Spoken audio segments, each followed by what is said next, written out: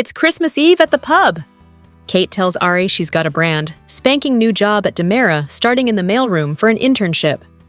That sounds more like a Nepo job than an internship, but that's exactly what Kate tells Ari she'd be accused of if Gabby brought her to Gabby Chic instead of Demera. Ari's happy to use that accusation, though, as leverage to get Gabby to let her go to Demera.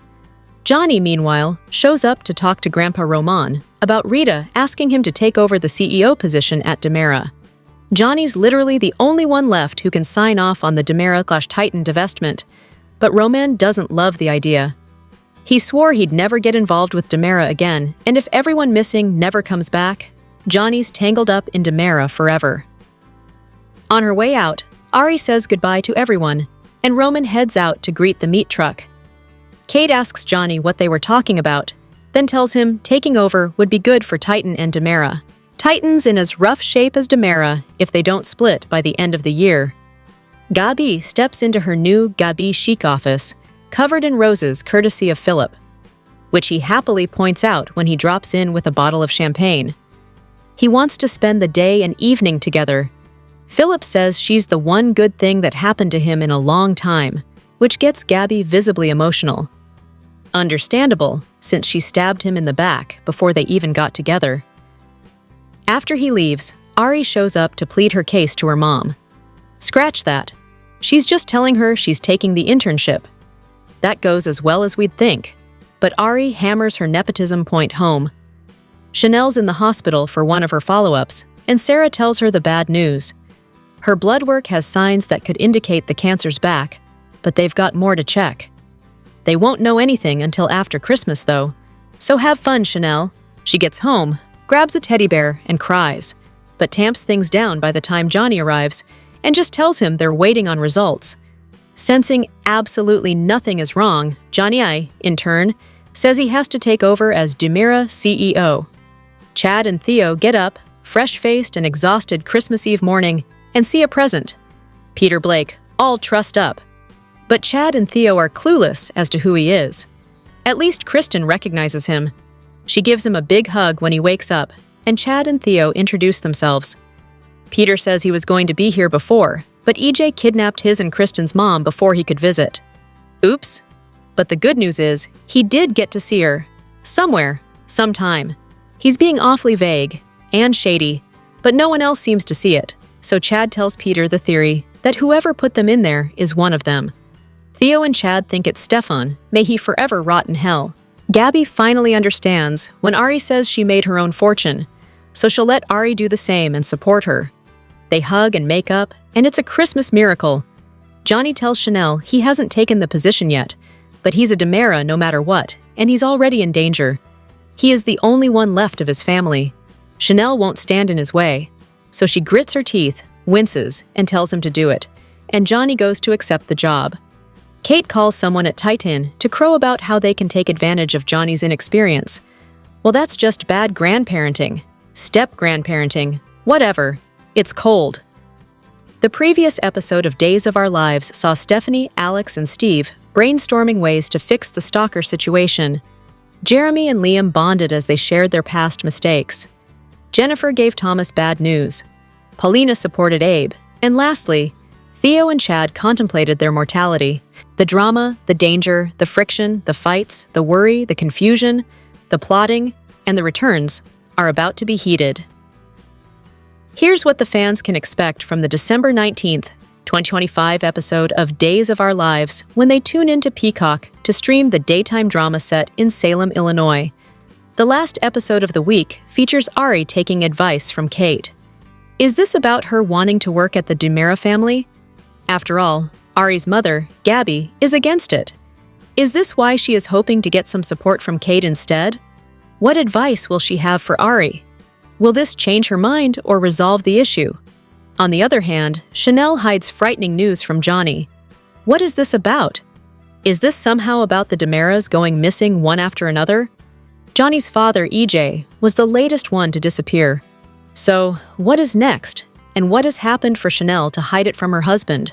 Meanwhile, Gabby suppresses her guilt with Philip. The two are getting closer with every passing day, but she has been hiding secrets from him. Gabby was the one who told Tony about Xander and Philip's forged letter and spied on them for him. When Philip finds out, he will not be happy about any of this. It might even lead to the end of their romance. So it makes sense for Gabby to be guilty and scared of what might happen. And lastly, another captive is dumped inside the DiMera crypt. Tony was the first one to be dumped into the crypt, followed by Kristen, Chad, Theo, and then, most recently, EJ. But the people inside are only getting more in number because another person is about to be held captive. However, what makes matters even more surprising is who the person is. It's none other than Peter Blake. How will the DiMeras react to him? Especially since he was not seen in town for a long time. Days of Our Lives spoilers hint that Paulina Price may face a double grandbaby surprise. Will Lonnie Price Grant be pregnant right along with Chanel Dupree DiMera? We know Chanel's got a bun in the oven, so Days spoilers say Paulina will get updates on that news eventually. However, there's a chance Paulina's other daughter is already carrying a bun of her own.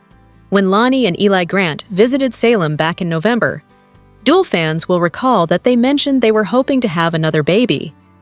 Eli and Lonnie talked about their desire to give the twins a new sibling, so they've no doubt been hitting the sheets and working on that. In fact, Eli and Lonnie had an on-screen bedroom session that could have resulted in conception. Days surely had Lonnie and Eli make their pregnancy plans known for a reason. So we have to assume a big announcement is brewing at some point. It might even happen while Eli and Lonnie are home for Christmas, since they'll indeed return to Days during the week of December 22 to 26. That might be the perfect time for Lonnie to divulge her pregnancy to Paulina and leave her excited about getting a new grandbaby. The situation will be more complex when it comes to Chanel, since her medical condition will make this pregnancy risky. Chanel and Johnny DiMera have also been struggling to adjust to parenthood with Trey DiMera, so adding a newborn to their lives will be a challenge. Nevertheless, Paulina may juggle all the messy emotions and give her daughters the support they need. Lonnie may get the congratulatory response that's expected, while Paulina gives Chanel plenty of reassurance. Despite the messy issues for Chanel, the idea of her being pregnant at the same time as Lonnie could be fun. Chanel and Lonnie could strengthen their bond as sisters through this shared experience. Days of Our Lives spoilers reveal that the incredible little actress, Alice Halsey, who plays Rachel Black, is leaving Duel temporarily to play in the reboot of Little House on the Prairie. We have to wonder how her exit will affect her current storyline and how Duel plans to explain Rachel's absence. We suspect that Rachel and Sophia Choi will escape from Bayview at some point soon. Rachel was heartbroken when Brady Black and Tate Black told her that she wouldn't be home in time for Christmas. She talked it over with her stuffed snake and said she would be leaving Bayview soon, which obviously foreshadows a potential breakout from the place. Rachel and Sophia have bonded, and it looks like Sophia may have found a Lozy to her Thelma. We can picture them conspiring to escape from Bayview. Whatever the case, Alice Halsey will exit the show, and we hope it's temporary. There have been no rumors or spoilers indicating that the role will be recast. Halsey plays Rachel like a seasoned pro. We definitely don't want to lose her from the canvas. It's hard to say, though, since Duel films so far in advance. What we do know, however, is that Halsey's Little House on the Prairie reboot has already taped from June to October of this year. She plays the lead role of Laura Ingalls. The reboot will be available on Netflix. It's conceivable that Halsey could leave for a while. Halsey has managed to convincingly play a DiMera next-generation villain while simultaneously tugging at our heartstrings. Her scenes with Rachel Boyd are the stuff of soap gold.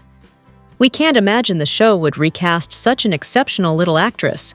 Right now, Brady thinks his daughter has accepted the situation and is doing the hard work. However, she's in cahoots with Sophia. Sophia knows how bad to the bone Rachel is for a kid her age, and she's going to use that to her advantage. Rachel knows what Sophia did to Tate, but is still choosing to go along with Sophia's schemes. It looks like the little girl may see Sophia as the cool older teen and possibly wants to impress her, which works well for Sophia. Therefore, the idea of them breaking out together makes perfect sense. The only question is, where exactly will they go? We have a feeling that Sophia may try to take little Trey DiMera from Johnny DiMera and Chanel Dupree DiMera. Rachel is also worried about her mom, Kristen DiMera. Everyone thinks she escaped from prison, yet she has been kidnapped from Statesville. She's stuck in the DiMera family crypt with the rest of the DiMeras. Rachel really wants to see her mom. She may try to find her if she and Sophia manage to break free. The only fear we have is the off chance that Rachel may be recast. Alice Halsey is a rare gem. We can't really fathom it happening, but if the story requires Rachel to be there, and Halsey isn't, we're unsure of what Duel will do. Days of Our Lives hit the big 6 Nero in 2025, and there was much to celebrate about its milestone anniversary year, with highlights such as Bo and Hope finally getting their happily ever after to the classic Who Shot EJ? Dan Furigal. They Who Done It? It was also a heartbreaking year, insofar as the show was forced to say goodbye to John Black, and a year in which not every story was a winner. Keep reading for Soap Opera Digest's take on the best and worst of what the Days year had to offer. Days faced an impossible assignment, saying goodbye to John Black, one of the genre's most beloved heroes, without the man who made him iconic, the late Drake Hogestyn. Following the actor's tragic pancreatic cancer diagnosis and death, the show was tasked with crafting a farewell that honored both the character and the actor, and the solution was as heartbreaking as it was fitting. John's final act of heroism would also be the sacrifice that cost him his life. As John was recovering from injuries sustained in the explosion, one by one, his loved ones gathered in his hospital room to say goodbye as a bandaged actor represented Hogestyn. Through carefully chosen flashbacks, the soap traced John's extraordinary journey, from Roman to the Pawn to John, while solid performances reflected not just what John meant to Salem, but what Hogestyn meant to Days itself. The emotional peak arrived in Marlena's farewell. "We'll always hold you in our hearts," she cried as she climbed into John's hospital bed with him. As images of their life together played on screen, John's voice recited his wedding vows, a promise to grow old with Marlena and love her to death, just as his heart monitor flatlined. John's memorial service proved to be a poignant, beautiful tribute. The script wove in tender, personal nods to Hogestyn himself as Salem gathered it to celebrate a life well lived. Paul, Eric, Roman, Kayla, Belle, Carrie, Bo, and Marlena shared warm stories, which culminated in Steve's choked-up toast to John Black, the finest man I ever knew. It couldn't have been easy to film, with Hogestyn's presence still palpable in the halls of the studio, yet the cast rose to the moment, delivering a farewell worthy of both a legendary character and the man who brought him to life. In 2023, Bo and Hope's love story was abruptly cut short when he was accidentally shot by their son, Sean, and left in a coma. Days more than made up for that truncated tale this year, crafting a payoff that honored one of the show's most beloved duos. Bo's return was inextricably tied to the sacrifice made by his pal John, whose fatal injuries were sustained by his efforts to obtain the experimental drug that saved Bo's life. Bo woke up to the faces of the family who had never stopped praying for a miracle, leading to long-awaited, heartfelt conversations with Hope, Sean, and Sierra. The Bradys caught him up on what he had missed: the birth of 2 new grandkids, the losses of his father, Victor, and father-in-law, Doug. But when Bo learned of John's fate, he insisted on returning to Salem to honor him. While back home, Bo pulled out all the stops and gave his fancy face an emotional vow renewal in the Horton living room. Their special episode unfolded as a love letter to Bope, a flashback-rich bubble that revisited decades of memories, from their romantic New Orleans adventure to their landmark 1985 wedding. With Sean's help, Bo presented Hope with her mother Addie's ring. After years marked by deaths, near-deaths, comas, separations, and heartbreak, their love came full circle 40 years after it began. Added bonus, they set off to sail the world on the Fancy Face, a tradition that has held up almost as well as their epic love story. Days crafted a classic whodunit that seamlessly pulled together multiple families, generations, and long simmering conflicts. The setup was perfect. EJ had no shortage of enemies, but the most powerful motive belonged to his son, Johnny, who had just learned that his own conception was the result of EJ raping Sammy. As the cops zeroed in on Johnny for the crime, Sammy came to town and confirmed his complicated origin story, a conversation more than 15 years in the making. That revelation became the emotional backbone of the mystery, especially when Johnny's arrest derailed his and Chanel's plans to adopt Sophia's baby. Once the case went to trial, EJ, convinced of Johnny's innocence, acted as his son's attorney, while EJ's lover, Belle, prosecuted the case. The inherent conflict, EJ as victim, father, and defense attorney, set the trial spiraling into chaos. With the shooter still on the loose, EJ's memory was triggered when Marlena scolded Rachel, leading him to recall that it was his niece who accidentally shot him that fateful night. Marlena diagnosed Rachel with dissociative amnesia, and Kristen took the fall for her daughter, bursting into the courtroom to spare the innocent Johnny by falsely confessing. But the story didn't end with the reveal. Kristen went to prison, Rachel remembered what happened, and was sent to Bayview, and Brady's trust in Marlena was shattered, prompting him to move out of the penthouse. Even now, the fallout continues, with much of Salem still unaware of who really shot EJ, and the consequences touching nearly every corner of the canvas. Veterans, flashbacks, surprise visits, and A-listers. What better way to honor a soap opera reaching the remarkable milestone of 60 years old? Days wisely anchored its celebration and story, centering the event on Salemites' past and present gathering for the opening of the new free clinic named for Dr. Tom Horton at University Hospital. A parade of familiar faces returned, including Aunt Marie, Lonnie, Eli, Eric, Paul, Andrew, Will, and Mike Horton. But the biggest highlight came courtesy of Sammy Brady, whose combustible scenes with ex's EJ and the also-returned Lucas instantly reminded viewers why she remains of one daytime's most enduring forces. Equally powerful were the rare, richly curated flashbacks from the show's early years that revisited the messy Maggie, Mickey, Laura, Bill saga, the volatile Dugsha Addie, Julie love triangle, and Tom and Alice as the perpetual calm in the storm. The speeches at the hospital bash brought the celebration home, illuminating Tom's compassion and legacy while also acknowledging the show's present-day grief. Belle's revelation that John Black had bequeathed money for cancer research was a particularly poignant note. The anniversary episodes also launched the next chapter by kicking off 3 new arcs: Jennifer's plan to take Chad's kids, Marlena's heart trouble, and the mysterious DiMera disappearances, beginning with Kristen and Tony, because like sands through the hourglass, the stories must always go on. Nobody ever needed to see Rafe's icky doppelganger Arnold Feniger again, but somehow, Days decided to bring him out of mothballs. The Scummy Double's ill-advised revival kicked off at the end of 2024 when Arnold, who the DiMeras paid to get plastic surgery to look like Rafe 13 years ago to ruin Rafe's marriage to Sammy, returned from the dead wanting money. EJ made him work for it, ordering Arnold to impersonate Rafe again and sabotage Rafe's impending wedding to Jada. With the real Rafe safely locked in the basement, his jerky impersonator dumped Jada at the altar, sending her into an emotional tailspin. The damage didn't stop there. Armed with evidence planted by EJ, Sean accused Jada of cutting corners in police investigations as commissioner, and she lost her job, too. Stretching credulity even further, Paulina hired Rafe's dopey double as Salem's new police commissioner, which had been EJ's goal all along. The lone voice of reason was Steve, who recognized EJ's filthy fingerprints all over it.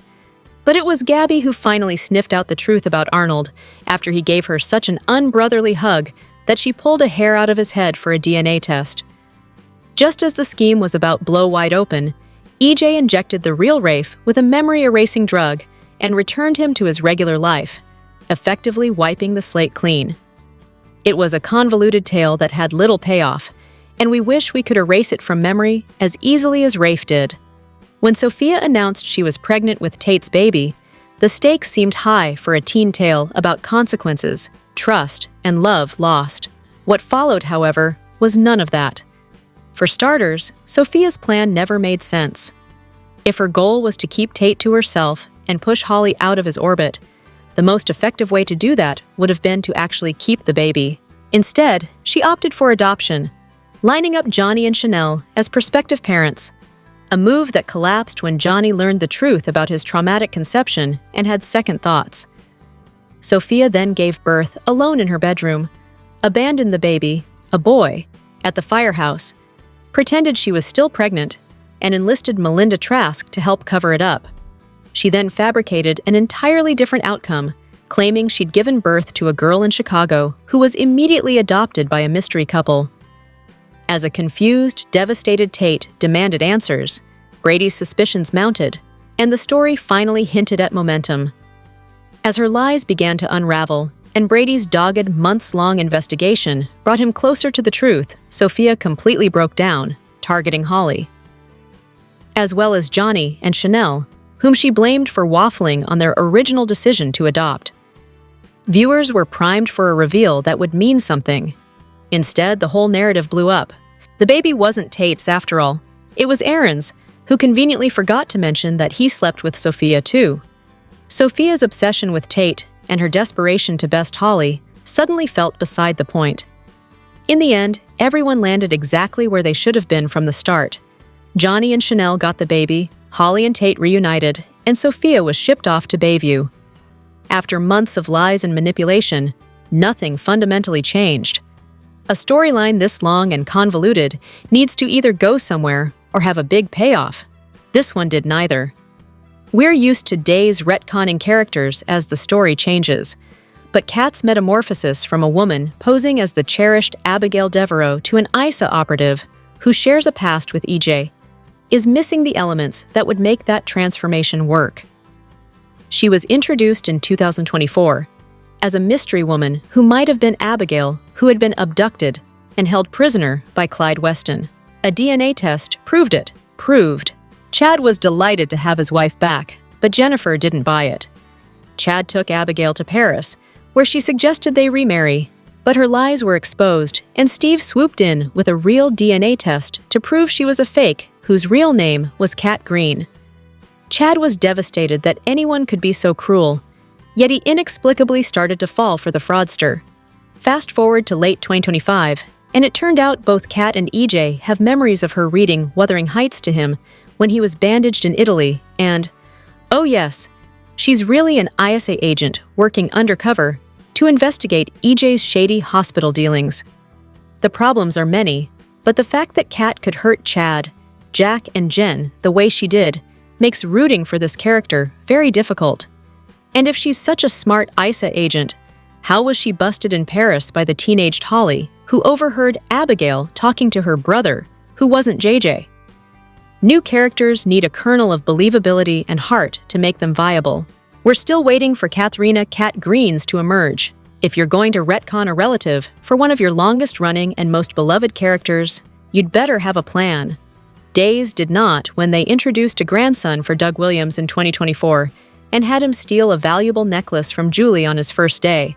During Doug's funeral, Doug III's story got no better when he sold Julie's necklace to pay off bad guys, pursued Holly despite her relationship with Tate, had a vapid sexual relationship with Ari, and was the cause of Holly and Ari being held hostage by the loan shark.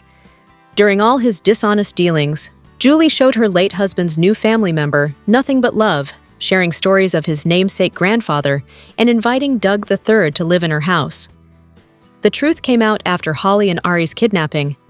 Doug III apologized and said he was leaving town to keep them safe. His last act was returning Julie's necklace by stealing it from Gwen with an apology about how sorry he was that he had lied to her and broken her trust.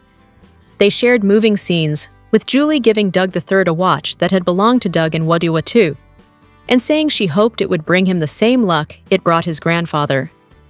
She also offered money to pay off the loan shark because no matter what he had done, he was still a member of her family loaded with wonderful DNA. The scenes were touching and lovely, but way too late.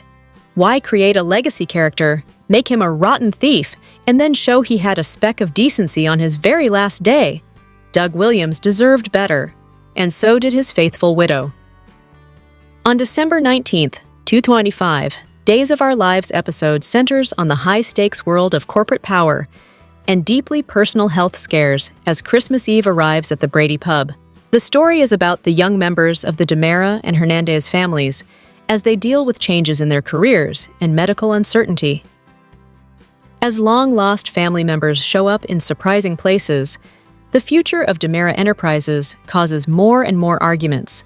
Secrets and planned moves among the most powerful people in town take away from the holiday spirit. Things get more dramatic in tonight's episode when Johnny DiMera is faced with a big decision about whether or not to take on the role of CEO at his family's company.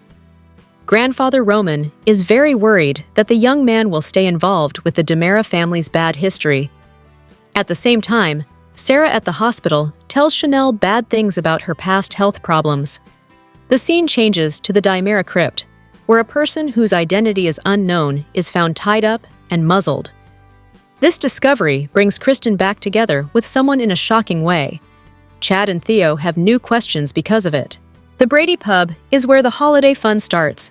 There, Kate tells Ari about a new chance.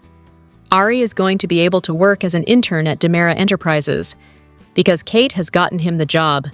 He will start in the mailroom. Arian is excited, but knows that others may think this is a case of nepotism. Kate says that if Gabi had hired Ari at Gabi Chic, the claims would be worse.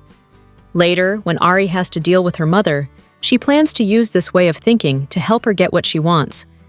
She thinks that starting at the lowest level in a different company shows how valuable she is.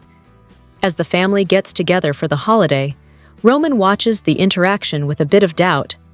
Ari is set on making her own path without being directly influenced by her mother. Before she goes to talk to Gabi about her job future, she says goodbye to the group. Johnny goes to the bar to see Roman because he wants to talk about a big change in his career. Rita has asked Johnny to take over as CEO of DiMera Enterprises, Days of Our Lives' main company. Right now, Johnny is the only person who can legally approve the divestment between DiMera and Titan. Roman is strongly against the idea because he is worried about Johnny's soul. He gives his grandson a warning. If the missing family members don't come back, Johnny will be stuck in the corporate web for all eternity. Even though there are risks, Johnny feels like he has to help his family.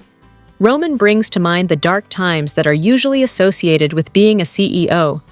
The fear of making the same mistakes as previous generations and family history makes this conversation very tense. Johnny is still having a hard time making a decision because he feels he should follow his grandfather's advice, but also feels he should be there for his family.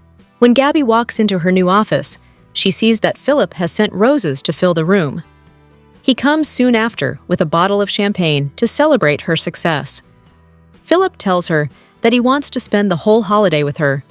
He says to Gabi that she is the only good thing that has happened to him lately. This makes Gabi look emotional because she remembers how she has hurt him in the past. She is having a hard time dealing with the guilt of what she did in the past, while also trying to accept how nice he is to her now. As he thinks about their life together, Philip makes it look like he doesn't know she's going through a lot. Before the two get interrupted by the reality of their work lives, they share a sweet moment together. Gabi's new love story is put on hold because her daughter is being bad and needs her attention. Chanel goes to the hospital for a routine follow-up with Sarah. Things get serious when Sarah says that the blood work shows signs of a possible return of the cancer. Sarah says that more tests need to be done to be sure of what is going on. There is a small suggestion that the results might show a pregnancy rather than an illness. But as soon as Christmas is over, the right answers will be found. This news comes at a bad time for Chanel, who is heartbroken and having a hard time keeping it together. With a teddy bear in hand, she breaks down crying when she gets home. She hides how scared she really is when Johnny gets there. She only says she's waiting for test results, not that they could be really bad. On Christmas Eve, Chad and Theo wake up to see something very surprising in the crypt. Peter Blake is found tied up and unable to move. At first, neither Theo and Chad knows who the man is. When Kristen gets there, she knows who he is right away. When he is free, she hugs him warmly. Peter explains that he meant to visit earlier, but EJ had taken their mom hostage. He says he saw her in the end, but he isn't clear at all about where and when they met. His story and sudden arrival make Chad and Theo think something is off. They both believe that Stefan is the cause of their recent problems. Gabby eventually gives Ari her blessing to take the internship at Dimera. She understands that Ari wants to make her own money, and they hug to make up. Johnny, on the other hand, says that he has to take the CEO job. He thinks he has to look out for the family's interests because he is the last Dimera. Chanel hides her anxiety about her health and tells him to take the job. Johnny leaves to officially take the job, not knowing that people are watching. Kate calls someone at Titan to talk about Johnny's new job. She plans to use Johnny's inexperience to help Titan. This cold move shows that she is willing to put her business ahead of her family. The episode ends with a corporate war ready to start in Days of Our Lives. Peacock's Days of Our Lives, set in the fictional town of Salem, initially aired its first season on November 8, 2025, and was created by Betty and Ted Corday. The show, which used to air on the NBC network before streaming on Peacock, is centered around the members of the Dimera, Horton, Kyriakis, and Brady families, and the central storylines and plot arcs revolve around dangerous business transactions, romantic relationships, familial rivalry, as well as mob and gang wars. Days of Our Lives has been critically acclaimed for decades and has also received a large number of Daytime Emmy Awards and nominations. Spoilers for the upcoming December 19th, 2025 episode of Days of Our Lives reveal that things will get worse for the residents of Salem. According to the spoilers, Ari will end up having a conversation with Kate Roberts Brady regarding confiding in her, while Gabby Hernandez will have her own thoughts regarding Ari's decision amidst the ongoing Dimera disappearances. Meanwhile, another hostage will be kidnapped and sent to the sealed crypt, with EJ Dimera, Kristen Dimera, Chad Dimera, and Theo Dimera. Gabby will also be shown struggling with her own feelings of guilt for keeping certain important facts from Philip Kyriakis, and Chanel Dupree Dimera will be shown keeping some extremely urgent and important facts from her husband, Johnny Dimera, regarding her health issues that concern their family. On Peacock's Days of Our Lives December 19th, 2025 episode, spoilers reveal that things will get more mysterious for the residents of Salem. Ari will be shown having an important conversation with Kate Roberts Brady and trying to get some guidance from her regarding an ongoing issue that she has been facing recently.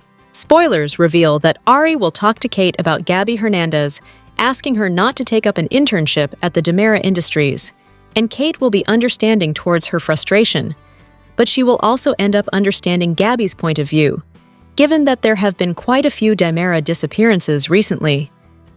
Meanwhile, inside the sealed crypt where Kristen Dimera, EJ Dimera, Chad Dimera, and Theo Dimera were being held, things will become tense as they begin to worry about Kristen's worsening infection. Soon, there would also be yet another Dimera, who would be held captive and thrown into the crypt, and the plot suggests that it would potentially be Peter Dimera, Stefano Dimera's adopted son. However, things would get complicated further when Peter joins them and Kristen, and he gets into a huge fight and argument regarding who should be held responsible for their current situation. In addition to these developments, Gabby Hernandez will struggle with herself and try to cope with increasing feelings of guilt for keeping certain information secret from Philip Kyriakis, but she will try to pretend that everything is normal and spend her time normally. As for Chanel Dupree Dimera, spoilers suggest that she would have to deal with a huge health issue and would choose not to reveal any details to her husband, Johnny Dimera, to burden him. Spoilers reveal it could potentially be a dangerous pregnancy due to her underlying health concerns, but she would not speak about it with Johnny so that he does not have any added stress, since he was already dealing with his father's disappearance. Stephen Nichols celebrated 40 years on Days of Our Lives in 25, but the actor is still loving his time in Salem. As Christmas comes upon the Midwestern city once again, Nichols is hinting about a bit of what we can expect from the holidays on Days. All I know about the holidays on Days is there will be many Horton balls hung upon the tree. Seriously though, I've been missing playing Patchy Claus. I loved putting on the costume, giving presents to the kids in the nurses' station, and having Kayla, Mary Beth Evans, read the story, but I haven't been able to do that for a while. I think the last time I did it, I was Stefano pretending to be Steve as Patchy Claus. Liam sure was hesitant to talk about his past on the December 18th episode of Days of Our Lives, wasn't he? He basically claimed to have just been in prison for the last many years, where he was serving time for his last crime, and certainly not committing any new ones. But is anyone in Salem ever really innocent? Here are 3 ways he might be pulling the wool over all of our eyes. EJ has no qualms about working with ex-cons. In fact, he goes out of his way to hire them, not only because he believes in helping those who've paid their debts to society integrate back into the community. However, because formerly convicted criminals tend to keep their mouths shut, especially when their new boss is doing things that are less than legal. There's Mark, and maybe there's Liam too. 2.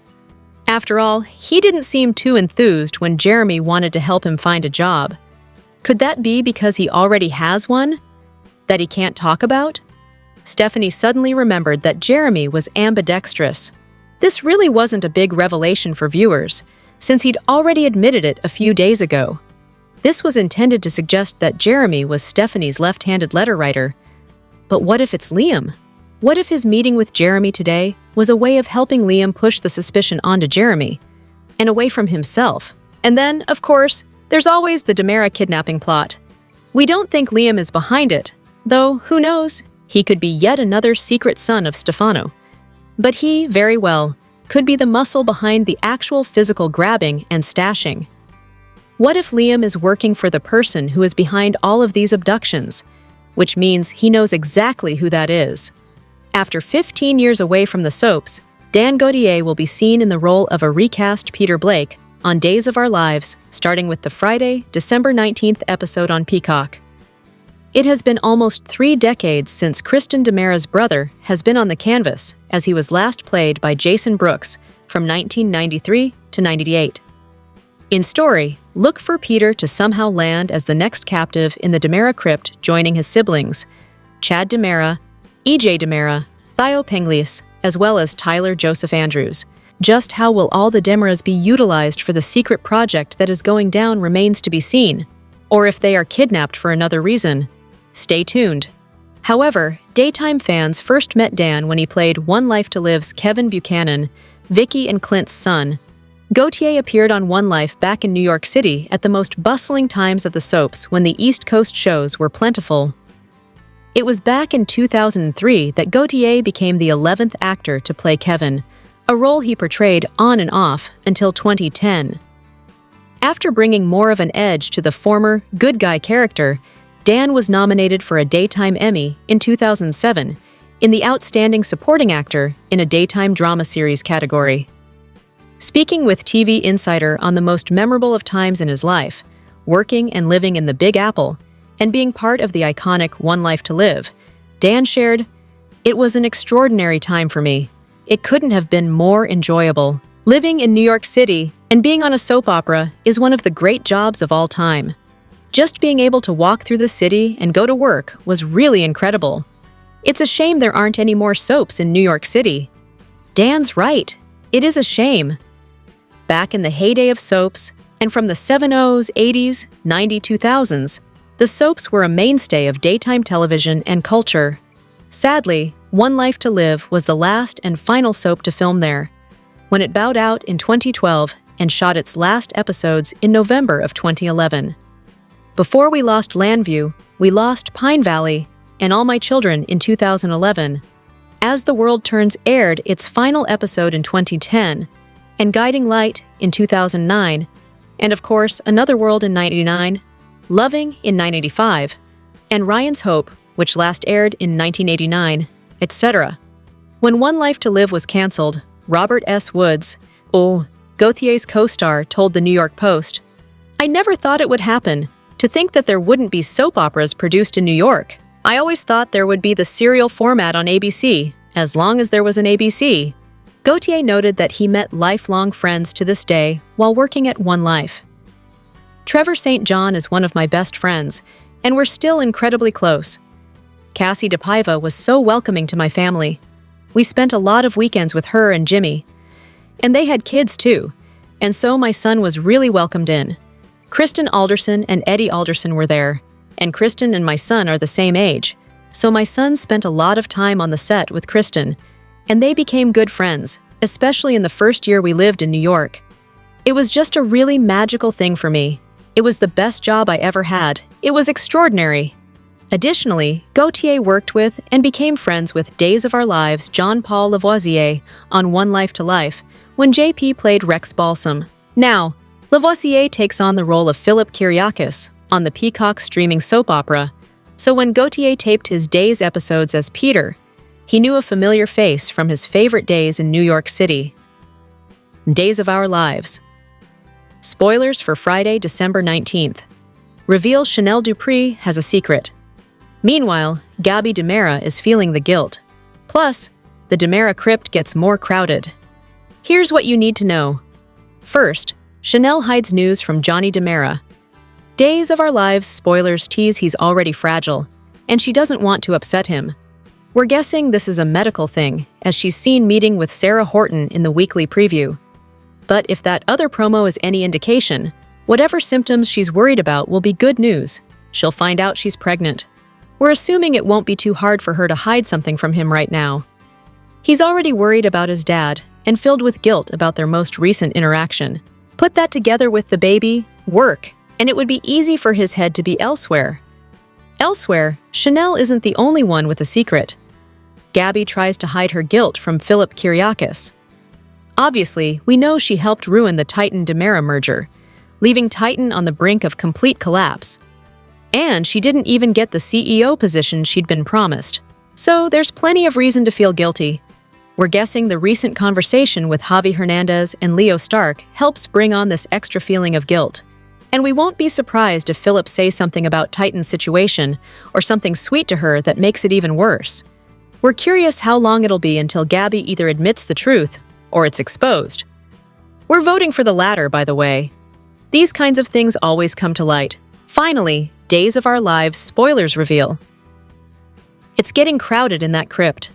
Another captive joins the DiMera family crypt reunion. From what we've seen, it's going to be Peter Blake. While the reunion with Kristen DiMera appears to get off to a good start, something goes wrong in that crypt. By the time they're rescued, it looks like the pair will be at odds. For now, we're assuming this is going to play out the same as every other DiMera arrival. No one will try to overpower the captor, and Peter will wake up wondering where he is. Then, he'll share his story as to how he ended up in the crypt. Peacock's Days of Our Lives, set in the fictional town of Salem, focuses on the lives of the members of the Kyriakis, Horton, Brady, and DiMera families, as well as the interpersonal relationships they share.